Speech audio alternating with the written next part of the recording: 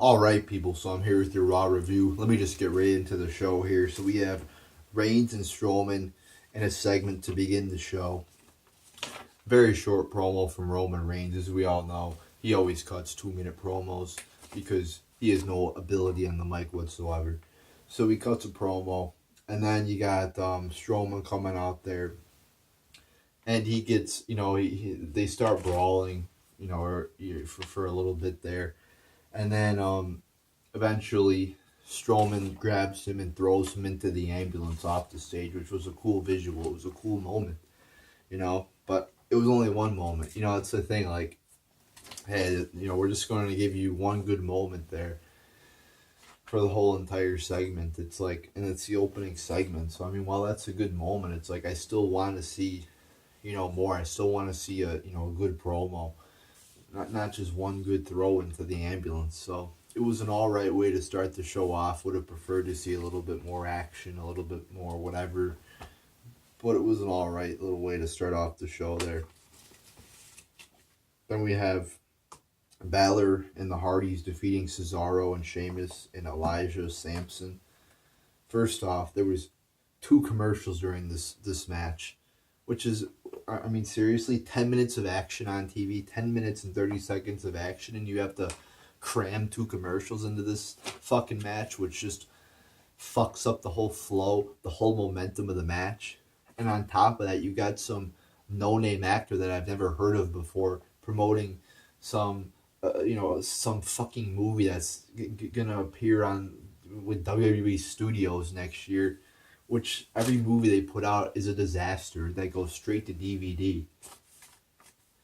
So this terrible actor, this D-list actor that's probably less relevant in Hollywood than The Miz, is promoting, through this entire segment, is promoting this fucking movie.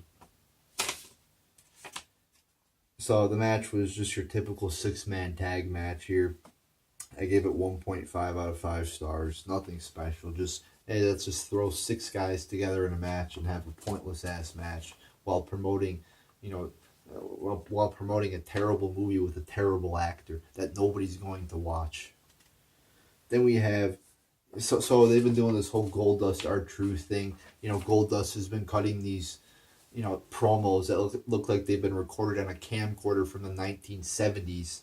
He's acting like a fucking pedophile, just acting so fucking weird. I'm gonna make this.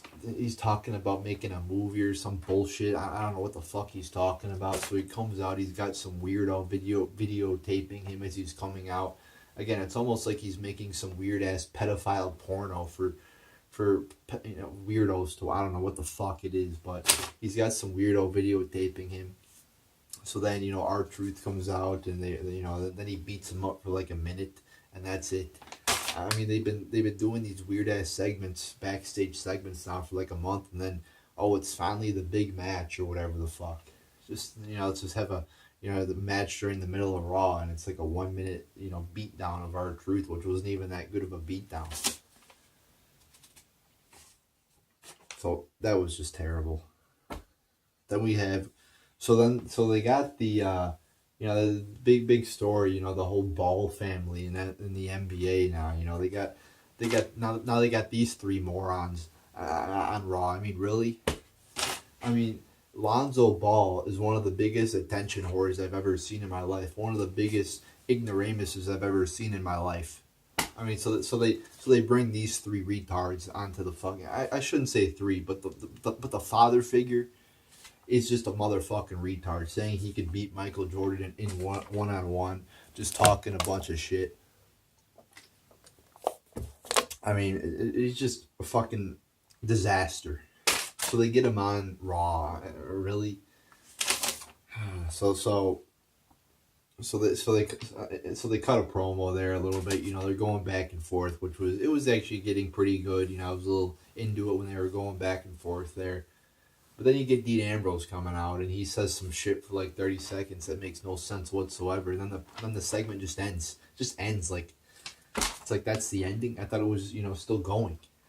And then I gotta talk about this too. So they got fucking mannequins in the background with the whole Balor Apparently that's like their clothing thing or whatever, the Baller brand or some shit. They got fucking like 4 mannequins in the back wearing their outfits. Then all they talk about is, oh, Baller brand, Baller brand. Well, shut the fuck up. I mean, if you're gonna bring these guys on, okay, you know, say the whole brand for like, you know, say, you know, hey, you know, the Baller brand. And throughout the whole segment, it's all about that. You know, it's all about the BBB. You know, shut the fuck up.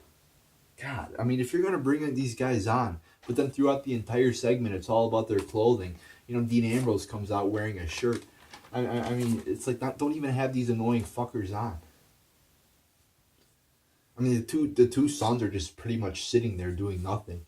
You know, the whole, and the father, who again is an ignoramus, who's a moron, who's a fucking lowlife, who just says shit to get attention, is talking with the Miz. You know, and you know, they're arguing, and they argued for like a minute. Again, everything on this show is short. It's like, instead of having an articulate, well done promo, it's like, oh, we're just gonna have a minute promo and cut the segment off without a proper ending. So very underwhelming segment there for the most part. Then we have Miz, Curtis Axel, and Bo Dallas defeating Dean Ambrose, Rhino, and Slater, and just another typical 6-man tag match. I gave it 1 out of 5 stars. Once again, it's like, hey, let's just throw 3 guys together and have a fucking match. You know, 6 guys and have a fucking match. It was 9 minutes and 10 seconds long. 1 out of 5 stars. Nothing special. Then we have Big Cass and Enzo cutting a promo. I like this promo. You know, Enzo comes out. This is the thing that I don't like, though, you know. Enzo, who just, you know, Cass just fucking dumped him pretty much. I mean, it's pretty much just left him. You know, says he was dead weight, insulted him, beat him up, kicked him in the face.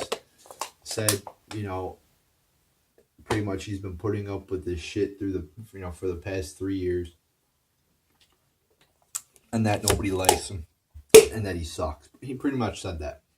Pretty much buried him last week. And then this week, Enzo comes out, oh, I want you back. I mean, this is like the equivalent of, you know, let's say the Ruthless Ranter has a girlfriend, which I don't. But let's say I do.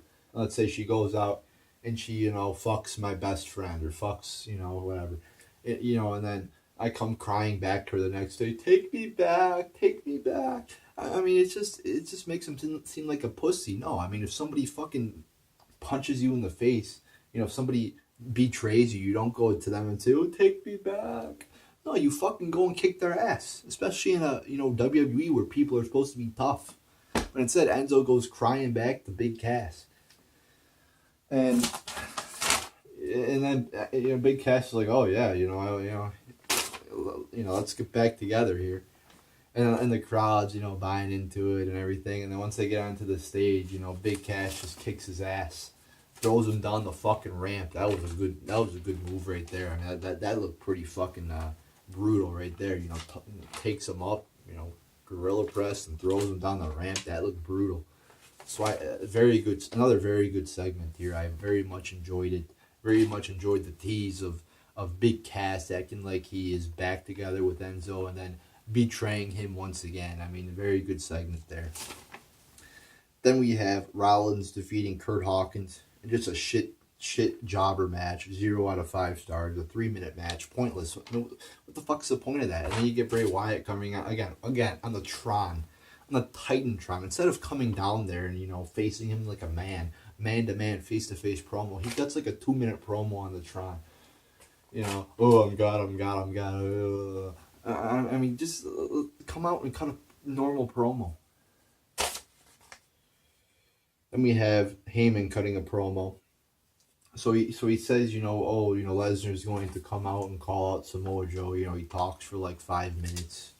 And then, you know, during Lesnar's entrance, Samoa Joe comes out and hooks, you know, puts on the Kimura lock or whatever the fuck it's called, the Coquina clutch.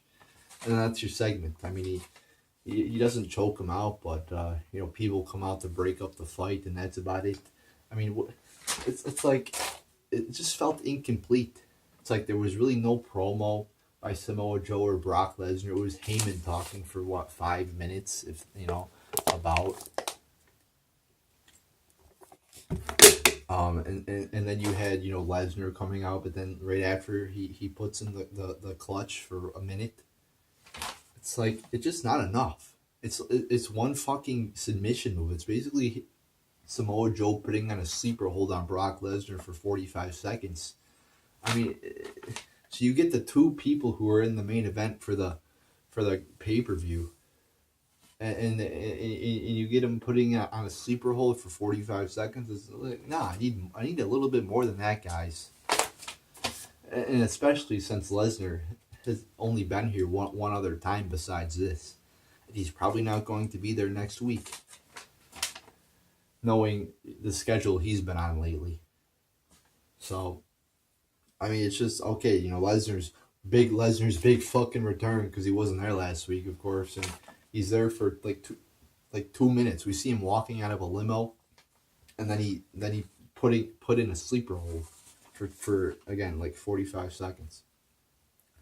Then we have Neville defeating some jobber, a 3-minute match, 0 out of 5 stars. Just, again, pretty much a waste of time there.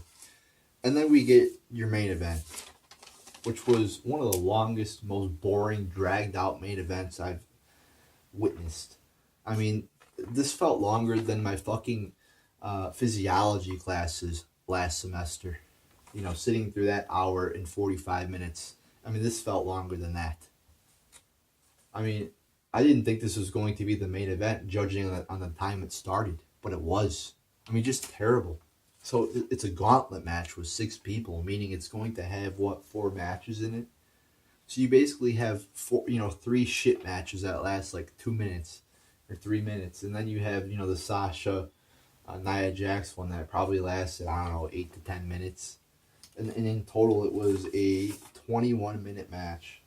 Again, dragged on. I don't have the fucking stamina, the energy, after I just sat through 2 hours and 45 minutes of this, to watch a fucking 20-some minute Diva match, which the division is in the fucking shitter. So I don't want to watch a fucking, a 21-minute match with, I think it had 2 commercials during it. At least one, probably 2 commercials during it.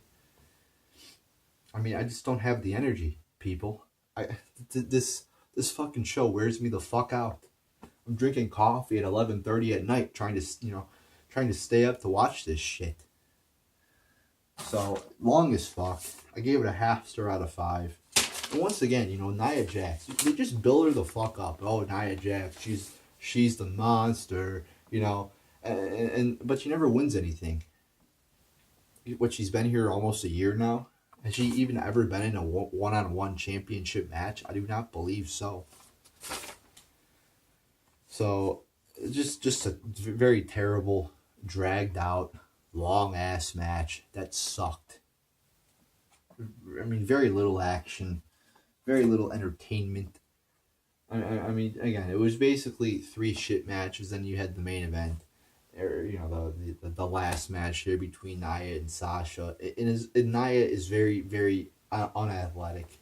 I mean, you got some big guys in this company like Braun Strowman who are big, but they could, actually, do some athletic shit for their size. Nia Jax, when she does her fucking leg drop, she gets fucking like 2 inches off the ground. It's embarrassing. She basically just falls over and does her leg drop. I mean, it's ridiculous. It looks pathetic. I mean, the moves she could do in the ring are so limited, and no girls could, no divas can ever pick her up. I mean, could you imagine Bayley picking up Nia Jax? If she even tried, she'd fucking break in 2, like the Titanic. I mean, it would be a disaster. I mean, it's like no diva could like pick her up. So I mean, right there, the moveset you could do with her is very limited. So, I mean, you had, Dana Brooke in the match, who's a fucking jobber nobody cares about, who's, just turned babyface out of nowhere. I guess, she broke away from Charlotte. You got Mickie James, Mickie James is one of those girls that, you look at from, like, 30 feet away and you're like, oh, she's hot. Or you look at, her profile picture on social media, oh, she's hot. Then you click on the profile picture to blow it up, or you get closer to her. Oh no, she's ugly. Ugh. You gotta look close. at her. Oh my god! Like I looked at her the first time I saw her, like, oh, she's pretty good looking, and then you see a zoomed in picture of her face, and she's just ugly. Ugh. So, but that's a side issue. I don't know why I went off on that, but there you go, people. There's your raw review. I mean, you had a good segment there with Big Cass and Enzo, but other than that, I mean, really not too much good shit on this show. I mean, so there you go, people. There's your raw review.